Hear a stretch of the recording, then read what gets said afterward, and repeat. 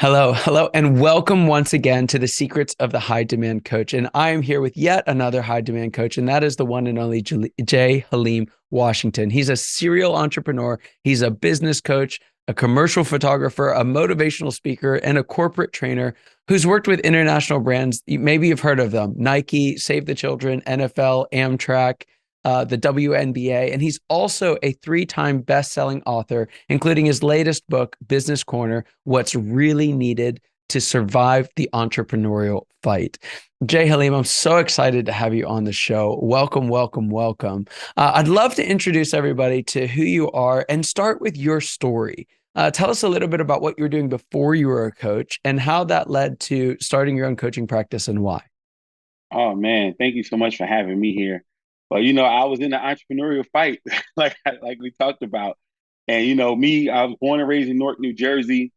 I came up in the crack era, which everybody's making movies about now. And my family was hit hard, just like the people you see in the movies. Every adult in my household, except for my grandmother, was strung out on drugs. I was the first grandchild, so I had a choice to do something different. But I still was doing a little, the way I made my money was a little nefarious, but that was all I saw at the time. So, I was a good kid, went to school, played basketball, but how I made my money was just a little different. I became a felon in my first year of college. And, I finished school with great grades, dean's list, but I couldn't get a job because that back in those days, it just wasn't as, lenient as it is now. It's still rough on ex-felons, but it was hard then, and I lived in the South. I lived in South Carolina, and they were not trying to hear none of that stuff. So, I left there for a while, came back when the recession hit around the Obama years, and I had to face it all over again. It's like I forgot that I was a felon, so I got back there, and they threw it in my face, and I had to take an $8 an hour job just to feed my family. I had two kids at that time, young, and a year into that, I realized like you way better than this. You are. And not to knock somebody who's working that job. I took it because I'm not the one who's going to complain. I got to do something. But I had this camera that I didn't like. I used to do media work, filming, but I didn't want to take the pictures. Everybody asked me to take pictures. I always said no, I'm not a photographer. But I sold my camera.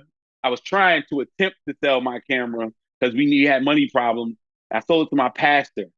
And my pastor gave it back to me 2 weeks later and Uh-huh. said God told him that I need to do something with it. So Wow.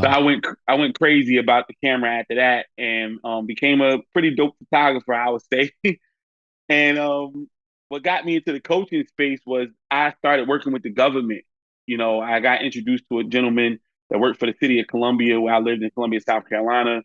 I actually did the mayor's headshot, and through that, I met somebody from the city, and he asked me, he said, "Hey, do you know anything about working for the government?" I said, "No," and he told me about getting certifications and things of that nature. I did it, and that just catapulted my business. I didn't know that the government paid photographers or people to use cameras over $500 million a year, and Wow. so I did very, very well with that. But I started making acquaintances with people in the local government space, and they were talking to me about supply diversity and how they were having a hard time meeting their quotas. Some of Mm. them had 10%, 12% quotas. I never had a problem putting people in a room, so I created the I Won't Starve experience, which is this is my mantra. I won't starve. Of course, my brand now, but I created the I Won't Starve experience where I brought a bunch of minority business owners to a workshop for them to have an opportunity to make relationships and become certified with the local, state, and federal government. It was extremely successful. We did it about 8 times in South Carolina. We're still doing it to this day. In South Carolina and the surrounding areas, we've helped over 600 businesses to become certified and do business with the government. And Oh. that's where my consultant and coaching space went because, again, you can get certified, but that's just the beginning of it. You still got a lot of Hmm. work to do to actually maintain a business and be a successful contractor. That's where Yeah. my coaching journey started. Fantastic. So if we fast forward into well into the coaching journey now, what would you say is some of the most important work that you're doing for your clients? Oh man, the education portion is everything because I have clients who are doing millions of dollars. And then when here it goes, we all the business that ebbs and flows. and they never known about doing government contracting work, and they never knew how to scale their business, and most will have that situation where you don't have to worry about a contract for the next 9 years Wow. because you're working with the government, and because that's my main niche. I'll go and get these businesses and go ahead and shore up their business even more with getting government contracts because they're already prepared. They have everything. They're just afraid to do the paperwork. They don't know how to navigate when you say all the opportunities that they see on the list of things for the government to do. They don't know how to get there. So we help them navigate that space. Yeah. So yeah, the education portion has been the best thing for me. I love to teach. That's awesome. What would you say are some of the biggest challenges with getting for-profit private businesses working in the public sector space? Patience. They want it right now. You know, the funny thing is, I always tell them, I say, the people that you're trying to sell are not entrepreneurs. The government has their own time frame, and they're not going to change it for you. Like we're not in the mafia breaking people's legs and making them give them a contract. It's the system. You got to get in the system and start letting it circulate. But once you get there, it's a blessing because again, they're not entrepreneurs. They're not going through the certification list and saying who who's certified for this. If they know you and you got an under $100,000 contract, potential contract, they don't have to get no other bids. They already know you're gonna call you. They're gonna look for somebody else. He did a good job last time. Call them. And so it's a sweet deal when it comes to that. So yeah, it's just the patience though, getting them to understand that it's a system. It's a system of entrepreneurship, Yeah. period. But they Yeah. want it right now. As a founder myself, and I know you are too, we get it. We really do. But patience is a virtue and it pays off in the long run. Mm-hmm. So how do you help folks identify whether or not, working toward government sector jobs is the right fit for them? Oh man, that's a great question. For me, sometimes I tell people it's not for them, and I do an assessment and I talk to them and tell them, first of all, that patience piece, then the financially, because if you're talking about going to the government, you have to wait. Just because you got $1 million contract, that's not your money. The government's going to tell you that you got to have a certain amount of people employed on this contract. They're going to tell you how much you have to pay the minimum. And when you're in more of the private sector, you don't have to do all of that. You can kind of do it how you see fit. But the government, Mhm. a lot of oversight, and you got to learn the game. And so if they're not ready to do that, I'll tell them that's probably not for you. And that's not the only people I work with, but that's my main thing. And but I would tell people immediately. That's why a lot of people call me because they want to get to the government. But I say, no, I can probably help you make some money and tell you what to do and straighten up your company. But you got to, it's a system to do this thing. And if you're not prepared for it, I would Right. tell you not to hurt yourself. Right. I think it'd be helpful if you could give us a couple of examples of what you're talking about, because I mean, you talked about being a photographer for the government space, right? Like something I don't think anyone knew that that was a thing, right? I don't think you were alone in that. So why don't you just give us a couple of examples of types of contracts that companies have won working with the government? Oh my God. So I start with myself.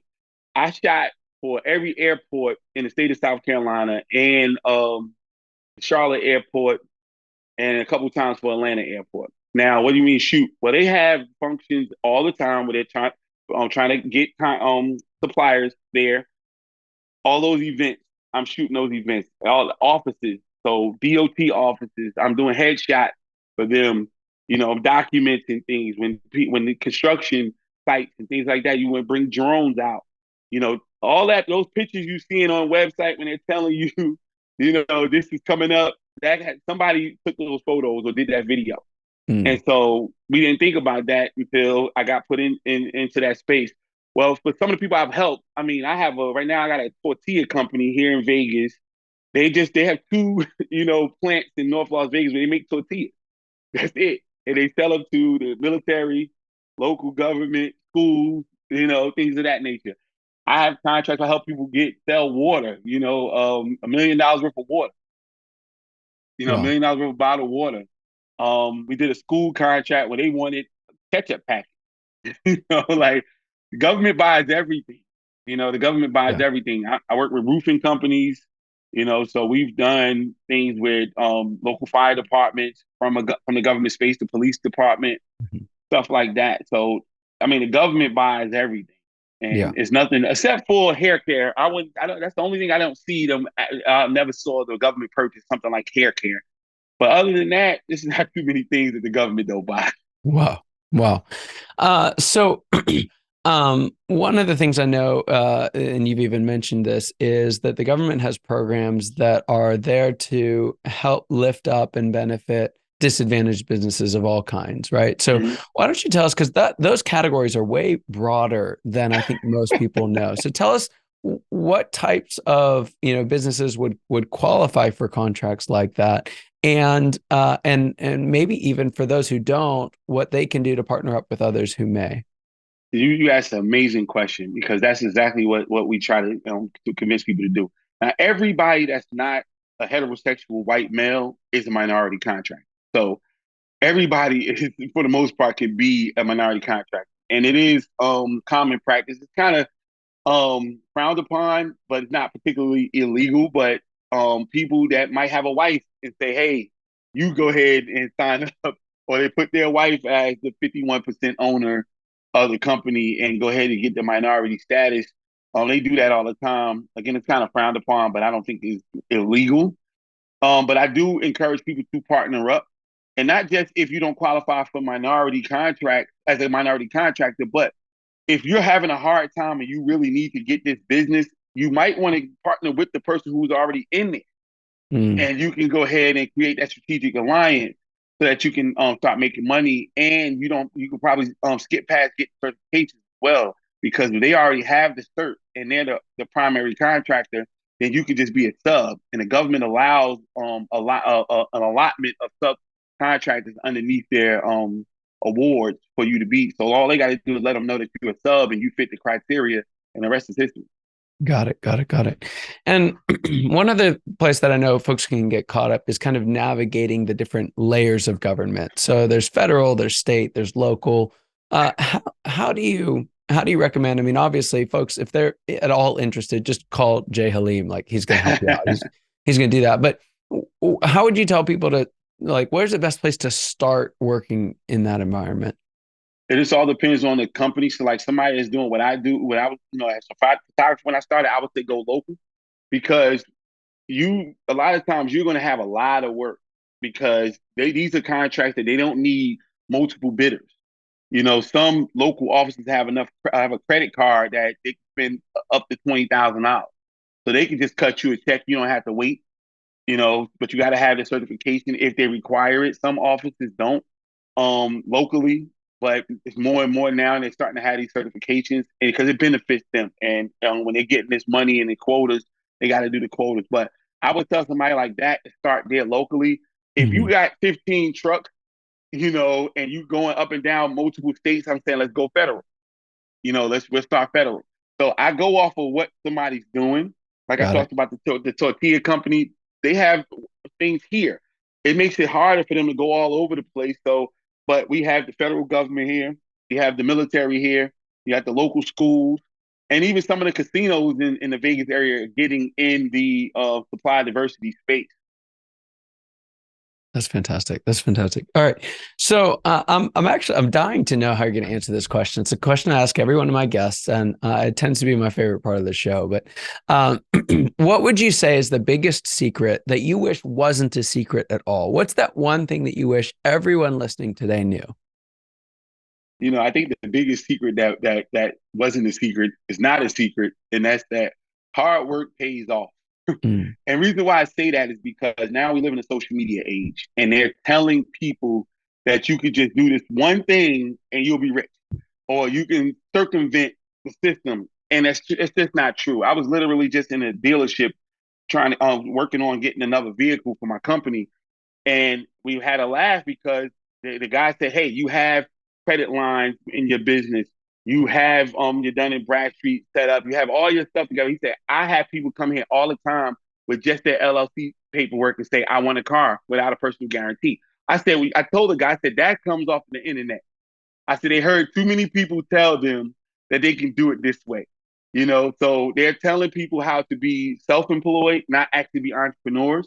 And mm, it's a system to that. You can step out and work for yourself immediately. But to be an entrepreneur and actually run a business, that takes some doing. And that's hard work. And it does pay off, but it takes some time. Yeah, that's so good. That actually leads us to your book, your more recent book, which is Business Corner, what's really needed to survive the entrepreneurial fight. There it is. So just give us a minute or two on why did you feel like it was you needed to write that book? Who's it for, and what can they expect to get from it? There's funny stories behind that. I wrote a blog for about a year and a half straight every week. It's called Business Corner, and it was talking to beginner entrepreneurs, just talking about being in their corner. That was my job, to be in their corner. I threw all of that stuff out when it was time for me to write this book. And I focused on the whole business of gamut from soup to nuts, from beginning the business to selling the company, because I realized that it's not one part of entrepreneurship where you don't need someone in your corner. And I likened it to a fight in a boxing match. And we've seen some amazing people fighting, but they never came to the corner. I mean, came to the ring alone. They always had somebody in the corner, even if they couldn't athletically perform like they was. They still with people around. It was still people around them that brought the best out of them, that made them feel like they can do it. And we as entrepreneurs truly, truly need that. We don't have that enough. That's why they say those numbers are staggering. 80% of businesses fail in the first year. I'm sure that they don't have the support. And Yeah. some of the things I put in the book, I said, you tell your wife or your spouse, hey, we're starting this business. And that means if you're a real entrepreneur, that means the next 5 years, she's not wearing a Louis Vuitton bag. Y'all not going on trips. Y'all not doing these things. And she might say, you're crazy. And then, once the 5 years is over, you got $100,000 in the black and you saying, hey, now we should be able to be okay. No, baby, we're going to put all this back into the business. Now you're divorced. So you got to have somebody around you that thinks like you or understands your level of thinking or your level of crazy to actually be able to be successful as an entrepreneur. And that's what I call being in somebody's business corner. Yeah, that is so good. And I couldn't agree more. I love that you called it an entrepreneurial fight because this mystique and, just myth of you can be an entrepreneur and it's wonderful and you sit in your boxers on the seaside or something. I don't know what people are doing, but it's not true. And again, I want to pull this out because I don't know if folks caught it or not, but like if you are an entrepreneur, if you're not married to an entrepreneur, right, but are thinking about it, like if you are married to an entrepreneur, you're an entrepreneur. Like You got that right. it does not stop when they come home. It does not stop in the business bank account. And that's one of the biggest challenges I think that you have as an entrepreneur is it's not just business. Right. We even had someone on earlier and she just did a phenomenal job about talking about the personal journey of an entrepreneur. It's a very Wow. personal journey for the entrepreneur's spouse as well. And you're Yes. right. You got to be on the same page. You absolutely do. It's so I good. love that. Yeah, it's so good. I'd love to ask you one more question, and then we Sure. can just make sure folks know how to reach you. But I'm going to have you take off. I love that you're wearing a hat because this works. So take off your coach consultant hat for a moment. Put on your CEO hat again for us, your entrepreneur hat, and tell us what's the next stage of growth look like for you and your business, and what challenges will you have to overcome to get there?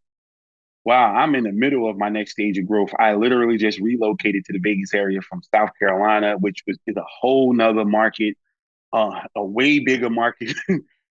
South where I was had 150,000 people, maybe about 400,000 in the general area. We're at about 3 or 4 million people in the area where I am. So I'm in the middle of that, getting acclimated to the area. Mhm. Everything costs a whole lot more. Here I had a 3,000 square foot space in South Carolina. I got about 1,000 right now. I didn't know what to expect exactly, but we're looking to grow before the year is out, get back to where we were there, and just go higher, go further. I've made contracts on the West Coast. I started working with other doing B2B from the coaching space. So started going and offering my coaching services to other companies that didn't have coaching. They wasn't offering coaching. So it worked out. I have a contract with a company in San Diego that I've been working with over the last year, just renewed that contract. So it's a great look. And we're working on other companies as well. It's fantastic. Fantastic. All right. I know we've got folks listening. They're like, absolutely. I've never thought about this before, but why haven't I? It's obvious. If the government buys everything, I've got something. So how can they find out more about you and what you do? Put the me, jhaleem.com. Put J Haleem in there in your Google search, but go to jhaleem.com. You'll see my consulting firm, J Haleem LLC. I Won't Starve. That's the name of my first book, baby. And also my mantra and my movement. You just put in I Won't Starve or go to iwon'tstarve.com and you'll see my nonprofit as well, I Won't Starve Academy, where we help minority business owners to get started. And we do some entrepreneurial training based off my second book, You Won't Starve, Key Principles of Entrepreneur Development. Because we believe that entrepreneurship is like going to the military. We can train you and make you into one, but you got to get through basic training first. Got it. Got it. But yep, I that's how you love can it. find me. Well, thank you so much for being on the show. It's just an absolute pleasure having you here. And for everyone listening today, your time and attention mean the world to us. I'm so glad you were here. I hope you got as much out of this show as I did. And I cannot wait to see you next time. Take care. Thank you so much, man. I appreciate you.